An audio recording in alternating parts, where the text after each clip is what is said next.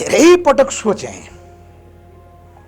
सरकारले बिना योजना काम थाल्यो, उद्देश्य के भन्ने पनि थाहा छैन। सरकार बन्ने बित्तिकै महानगरपालिकाका प्रमुख हुँदा बागमतीको सुकुम्बासी उठाउन खोजेको प्रधानमन्त्री भएपछि उनले कार्यान्वयन गरे जस्तो देखियो। मलाई लाग्छ यो सरकारको उद्देश्य केही छ, यसको निमित्त आन्दोलन भड्काउनु पर्छ।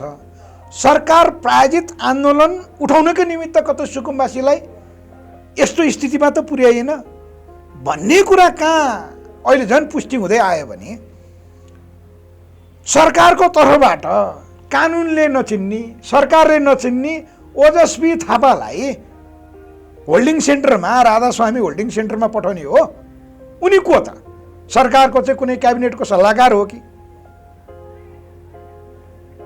प्रधानमन्त्री कार्यालयका समन्वयमा गए भन्नुभएको छ? त्यसो त अरू हाम्रो चाहिँ माजिद अन्सारीजी पनि त त्यहाँ चाहिँ अभियानकर्ताको रूपमा जानुभएको छ। सुकुम्बासीलाई चाहिँ न्यायसङ्गत कानुनसङ्गत निकास देऊ है, व्यवस्थापन नगरिकन हटाउन पाइँदैन भनेर मुद्दा हाल्ने उनीलाई चाहिँ प्रहरी लगाएर पक्राउ गरिया छ, पक्राउ पुर्जी पनि दिया छैन।